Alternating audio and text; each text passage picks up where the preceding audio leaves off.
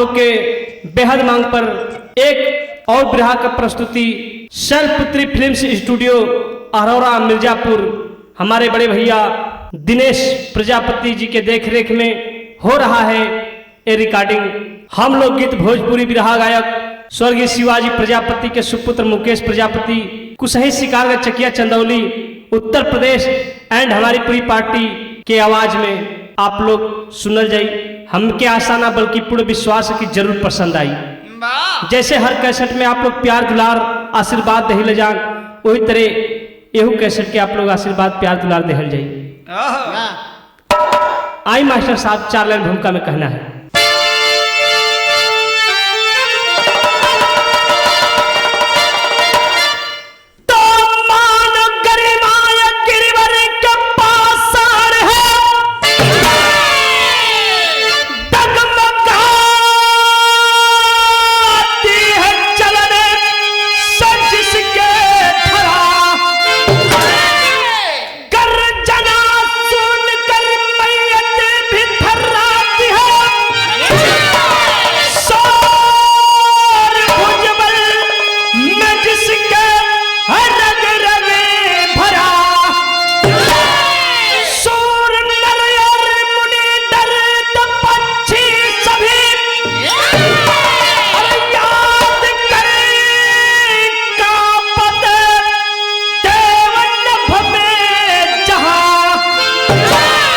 मौसम योद्धा बिहीन या जब सुदा पड़ी मैं भर मंदोदर से है दसानन कहा।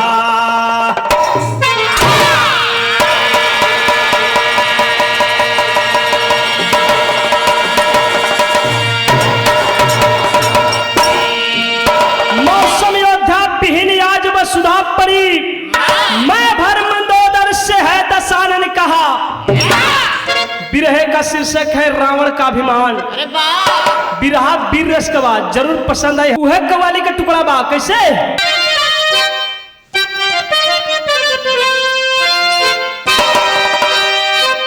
अरे हवस की खतरनाक अरे हवस की खतरनाक चिंगारियों से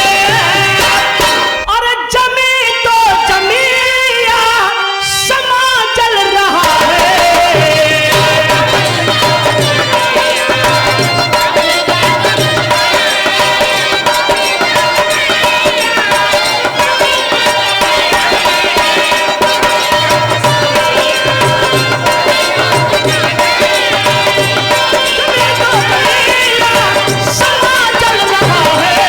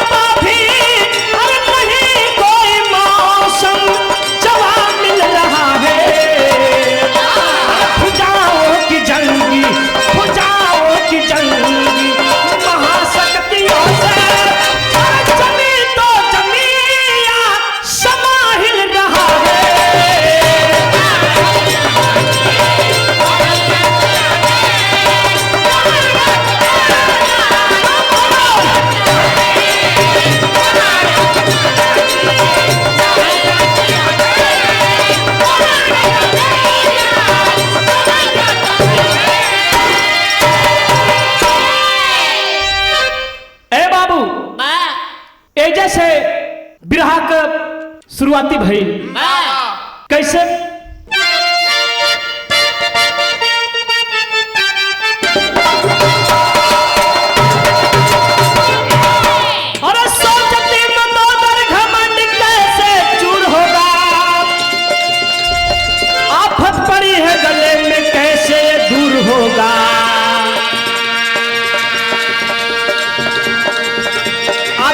निशानी दजिगर सोच सताए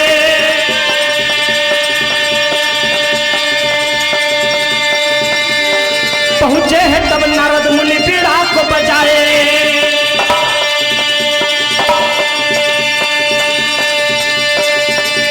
हर्षित हुई मंदोदरी मुनिवर को देख कर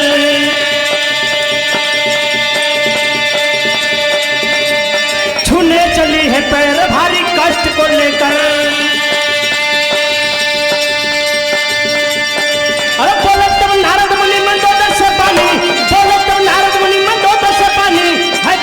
मुझे बताओ सत्य रानी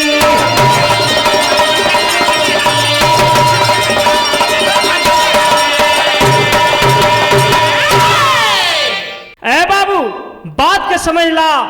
मुनि नारद जी नारायण नारायण का अलख जगाते हुए महारानी मंदोदरी के राजमहल में पहुंचते हैं।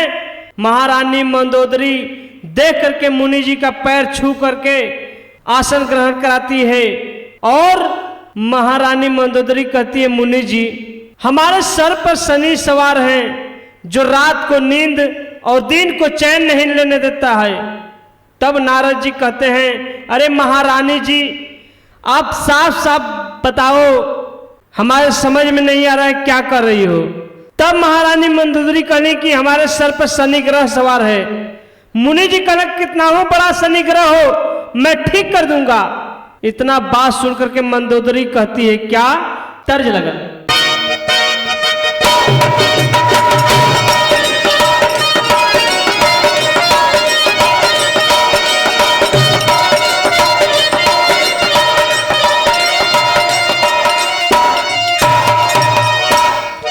अरे झकोरा मारे झूलानी राजू भैया ये दादा राम कैलाश जी के जमाने का गीत बा।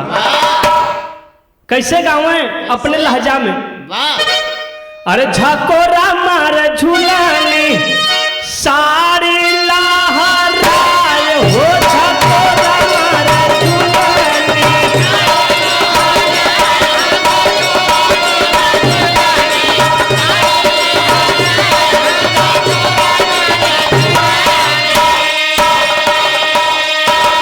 लेकिन बाबू महारानी मंदोदरी बतावत हिन अपन कष्ट मुनि नारद जी से का कहे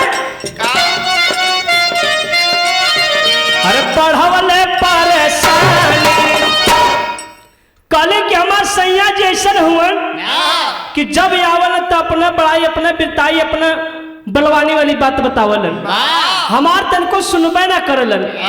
बतावे का कहे अरे पढ़वले परेशानी सैया अभिमानी पढ़वले परेशानी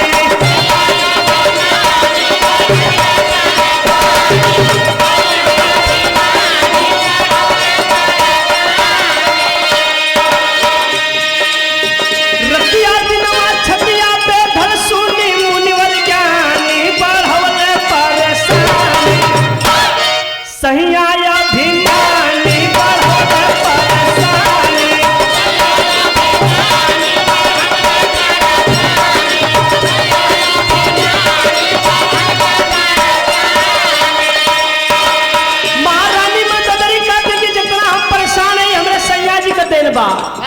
कहे का कहे अरे अपने मुँहे करनी अपन रोजावे सुनावे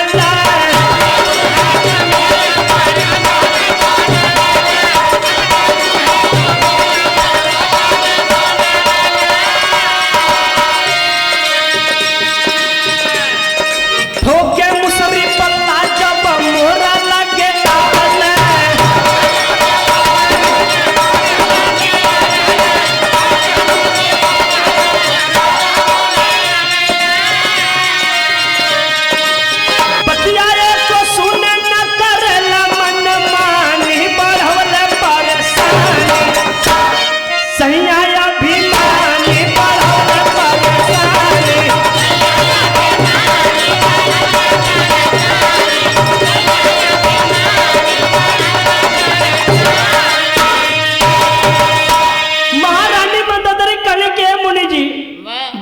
कहीं से आवलन तो अपन मुसरी ठोकल बल्ला दिखाने कि हमरे जैसे केहू बलवान धरती पर है न बा। यह कुछ देख के हमार तबीयत गड़बड़ा जाला, हमार सर दर्द करे लगेला। ए बाबू इतनी बतिया सुन के मुनि नारद जी मंदोदरी से कहलन, का कहलन, तर्ज लगल।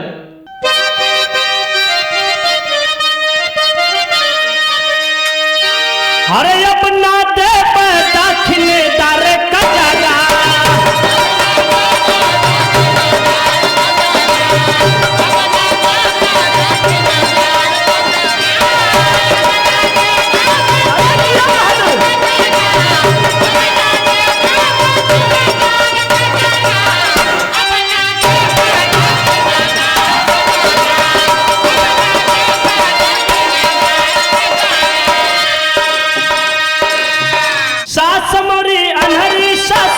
चक्का चुनहरा,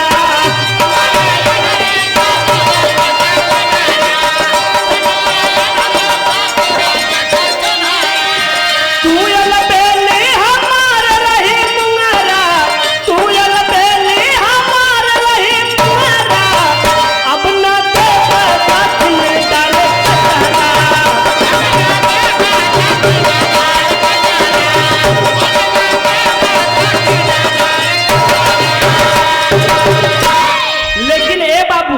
मुनि नारद जी महारानी मंदोदरी के समझावत हुए, कहे तुहार सर दर्द करत है, और सर दर्द करे का जड़ तुहार सैया जी हुए, तो एक उपाय करा, का जनी मान जान, बतावे का कहे। कहले नारद सो जाया करी नखरा,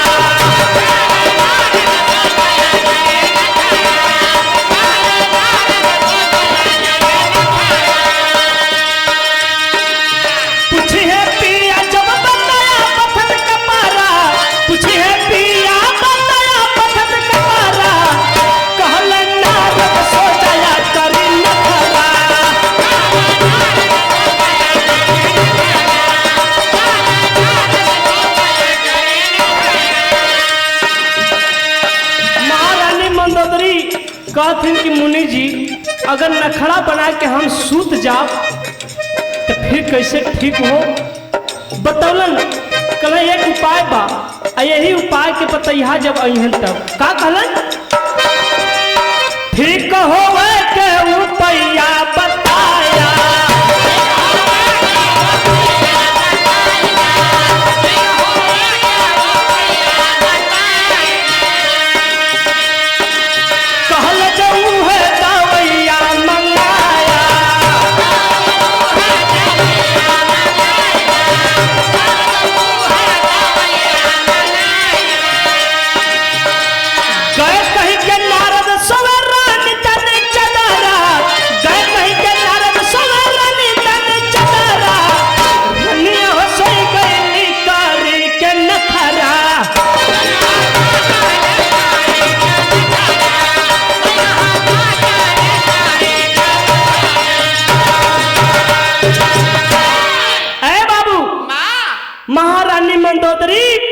मुनि नारद जी की बात मान के सिर दर्द का बहाना बनाकर अपने शयन कक्ष में जाकर के सो जाती है। और जब शयन कक्ष में जाकर के सो गए बाबू, महारानी मंदोदरी सो जाती है, तब होता है क्या, विराट शैली भाव मिलल। अरे वाह,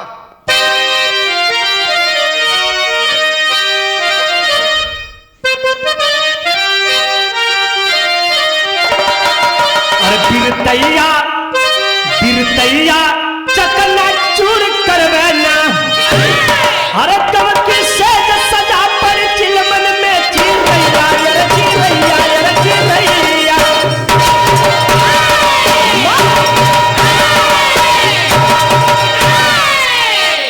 गम की सेज सजा पर चिलमन में चिरैया हो बिरतैया चकना चूर करवे ना। मास्टर चौकड़ा लग गया।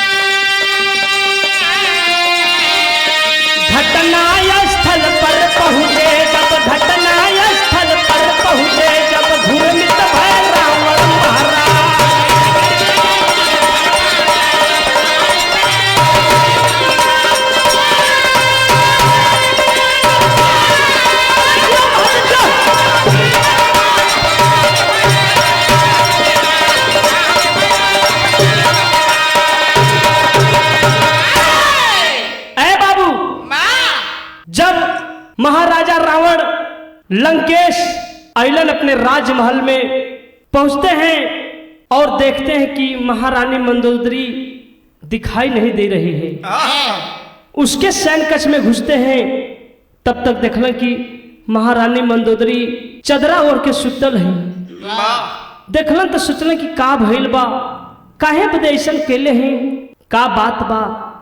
जाके पूछत हुन महारानी मंदोदरी से कि ऐसा तो नहीं कि इनका तबीयत खराब हो गई भो। महारानी मंदोदरी के पास जाके चदरा हटा के देखलन, तब भइल का तर्ज लगल।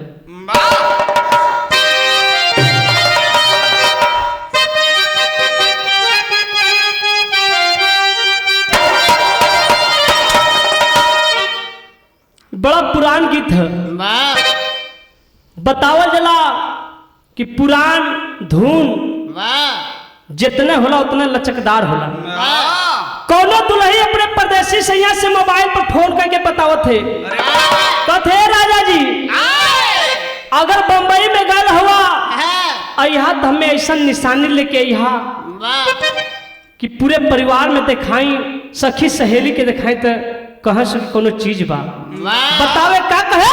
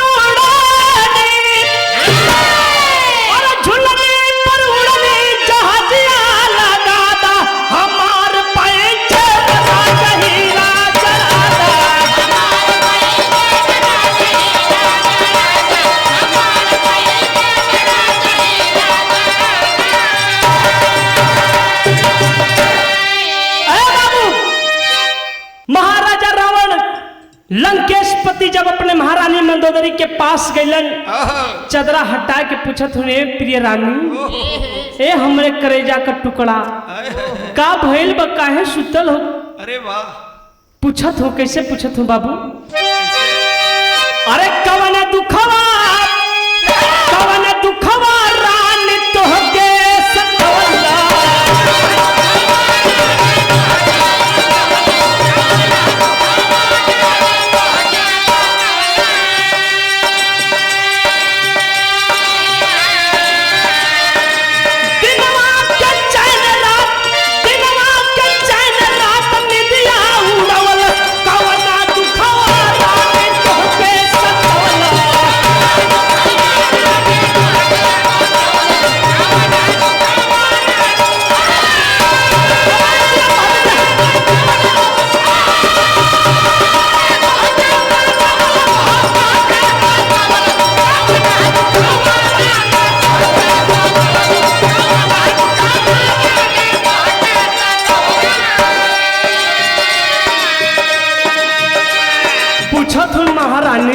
ए हमारे प्रिय करेजा कौन तो के दुख हो गए, काहे सुतल हो, का बात बा कुछ बतावा ना। पूछत हो कैसे? अरे दुख के बदरवा गिरला घहराई,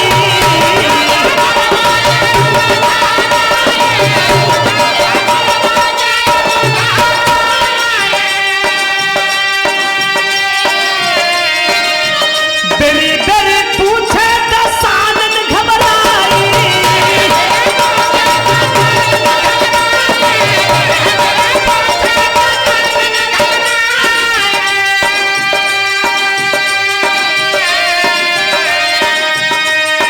अरे जान जाए जदुआ जटला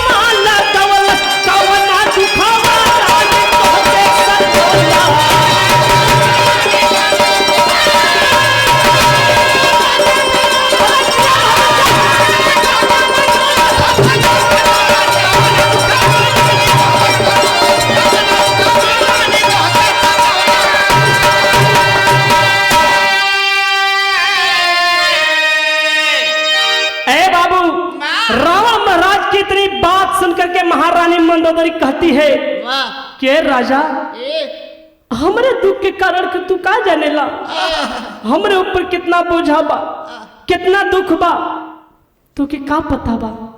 बतौलस कि अगर हमरे दुख के तू जानल चाहत हो सैया तो एक काम करा। कलस का कलस का हो आए प्रीतम हमारी कष्ट देख, प्रीतम हमारी कष्ट देख। ज्योतिष एक महल में आए थे, जीवन चंचल करने को अद्भुत दवा बताए थे, संपाति जटायु गिद्धों का।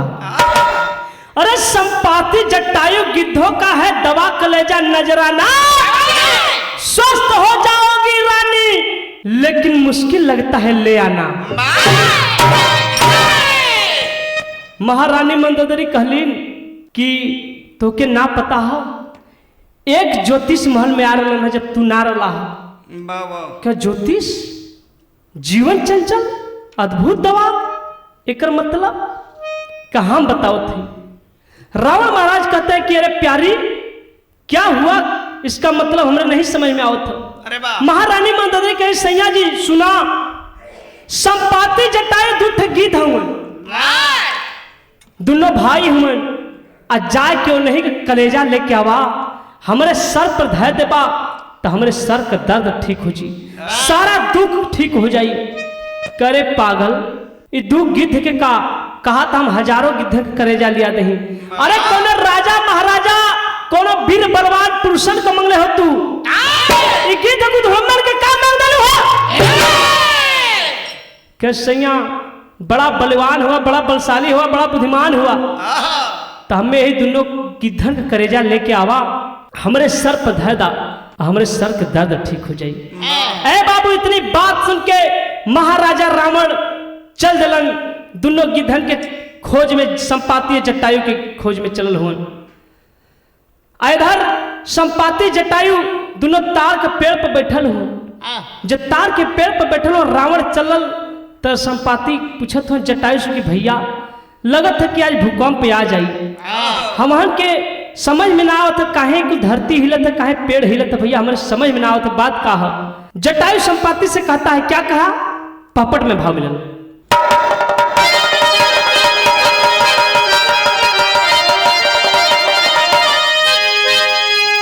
अरे बोला जटायु, अरे बोला जटायु का पे मरे पारा नवा हमारे भैया, अरे बोला जटायु का पे मरे पारा नवा हमारे भैया, जग मग डोले तारे ऊपर तनवा हमारे भैया।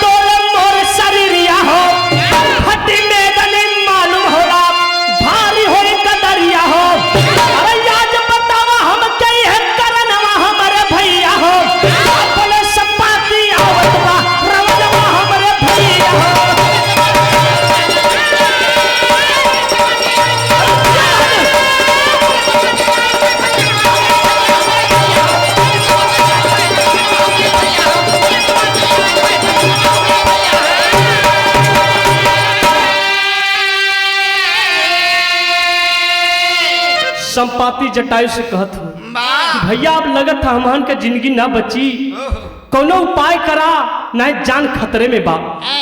तब जटायु कहत हूँ का कहे, अरे हे भैया लंकेश चले पर, अरे हे भैया लंकेश चले पर, हिले धरा मयरिया हो, धरा हिले संतान भी हिले, हिले तो हर शरीरिया हो, जुल्म मचाई मालूम कर तू फनवा हमारे भैया हो, आई क्या डाली संकट में परनवा हमारे भैया। संपाति जटायु दोनों बतियावत हूँ कि भैया ये तार के पेड़ पर हमार रोज बैठत रह जान, ऐसा कोनो बात ना होत रहल भैया, आज काहे हमन के जान खतरे में हो गए भैया, का बात है। तो संपाति जटायु दोनों अपने में बतियावत हो तो भैया जटायु कहे भैया संपाति ना जानत हुआ, रावण चलता है तो भूकंप आ जाता है, रावण कभी कभी चलता है तो भूकंप आ जाता है, रावण चलता है तो धरती आसमान हिलने लगता है, रावण चलता है तो पशु पक्षी डर के मारे भागने लगते हैं। तो भैया लगत रावणवा आवत तो धरतिया हिलत है, भूकंप आ गई है, धरतिया हिलत है तो धरतिया हिलत है, तड़वा का पेड़वा हिलत है। जब तड़वा का पेड़वा हिलत है भैया तो हम दोनों भाई बैठल जाए तड़वा पर तो हमन का शरीरिया हिलत है। भैया लगत जान खतरे में बा, जान बची ना। दोनों भाई अपने में बात विमर्श करत हो, तब तक कुछ दूर और रावण नजदीक आ गए, तब भेल का आल्हा में भाव मिलल। कैसे?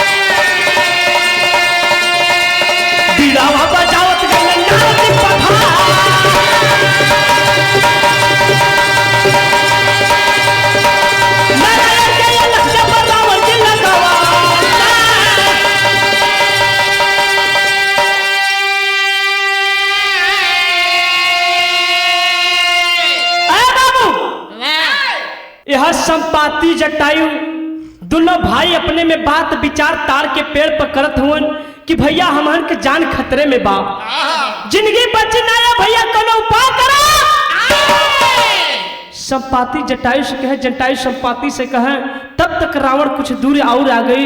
तो संपाति कहला भैया कहा तो सारे के हम लील जाए, तो दत्त मदद तो देखत का वो लील कहे नहीं था। जटायु उड़ान भर के रावण के लीलल चलन, तब तक रावण कुछ और नहीं दिखी आगे जाके जटायु लील गए रावण के लील गए। रावण इतना बर्छी कटार तीर तमंचा ले रहल कि पेट के अंदर गयल, जटायु का पेट में दर्द होए लगल, पेट गड़े लगल, बर्दाश्त ना होए लगल। जटायु उगिल दिलस, जब उगिल तो संपाति लीलन, संपाति जब उगिले तो जटायु लीले, जटायु उगिले संपाति लीले। यह प्रक्रिया धीरे धीरे 6 महीना तक चलल। वही बीच में मुनि नारद जी पता लगावत चले फिर एक बार अलग जगह थुन आए के नारायण नारायण नारायण। तब तक एहर संपाति उगलत हुन जटायु लीले वाला हुन वही पीछे में आ गए मुनि नारद जी हाल चाल होए लगल तब भैल का अरे लीले लगल तो न हु पिरना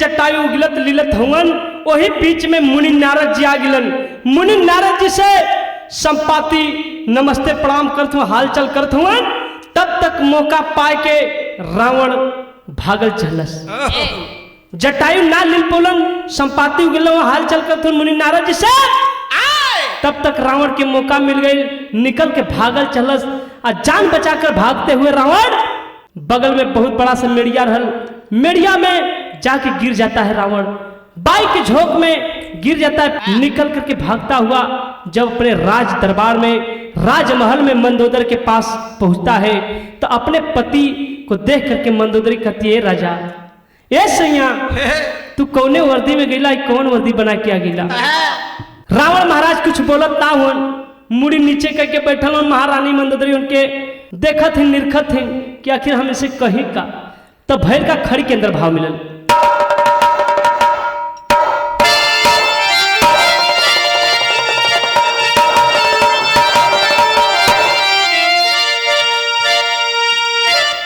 अरे बोली मंदोदरी अरे बोली मंदोदरी राखा पिया माथे पर दवाई हो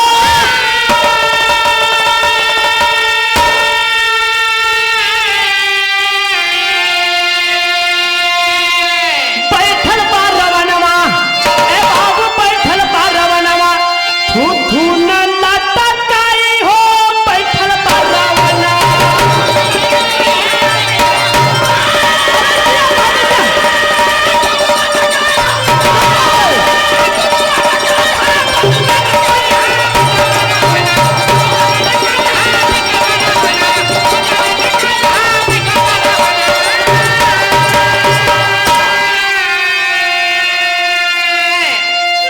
महारानी मंदोदरी के लिए पति जी जौन दवैया बदे भेजली दवैया हमारा आई लेकिन रावण महाराज न नीचे ताकत हो न ऊपर ताकत हो चुपचाप मुड़ी नीचे ही गुतले रह गए तब कथी का कहें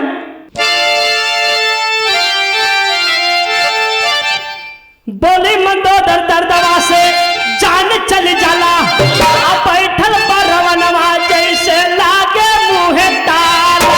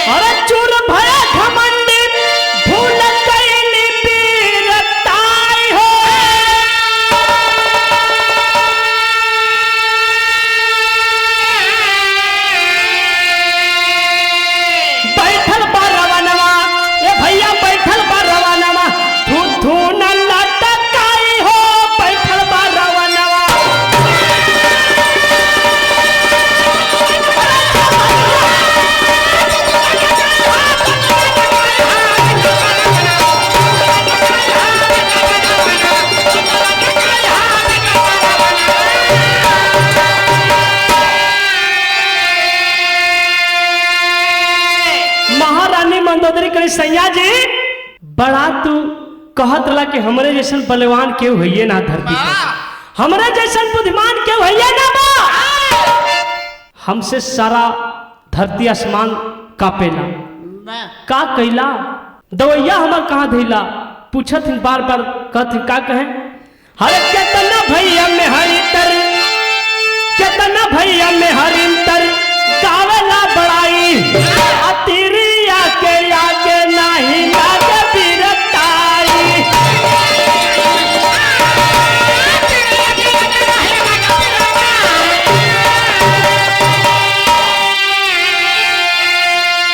अरे सब अहंकार दली माटी में मिलाई हो,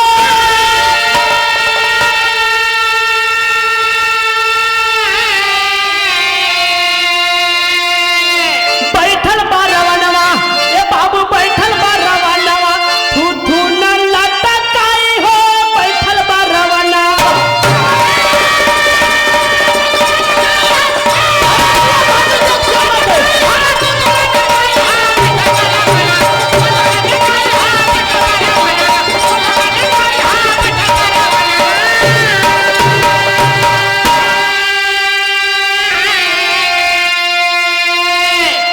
ऐ बिरहा सुनने वाले मित्रों, भाइयों एवं बाबू, अपने पर कबो घमंड ना करे के चाहिए। चाहे अपन कोनो चीज हो, कोनो सामान हो या अपन शरीर हो, कबो घमंड न करे के चाहिए कि हम बहुत बलवान है, बड़ा बुद्धिमान है। अरे जहाँ सोचा मैं वहाँ मैं नहीं भैया, आय अपन से अपन नहीं करिहा बड़ैया।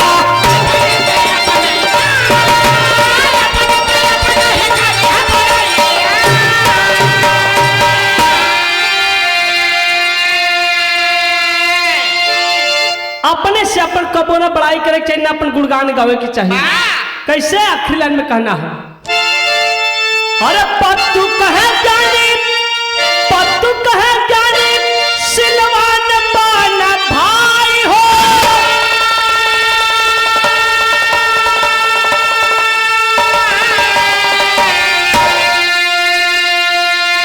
बैठल बा रवनवा ए बाबू, बैठल बा रवनवा थू थू न लटकाई हो, बैठल बा रवना।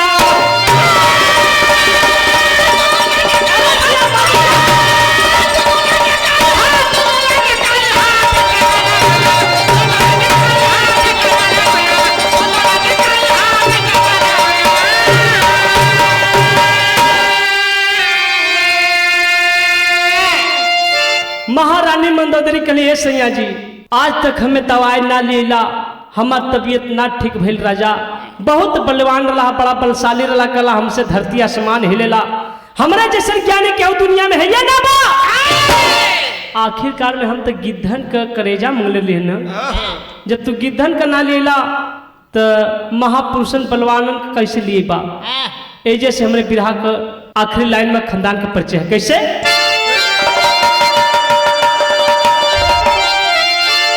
स्वामी गुरु बिहारी पत्तू सरजूज की सजा के, सपना हो गए राम सकल मुंशी से प्रेम लगा के हो।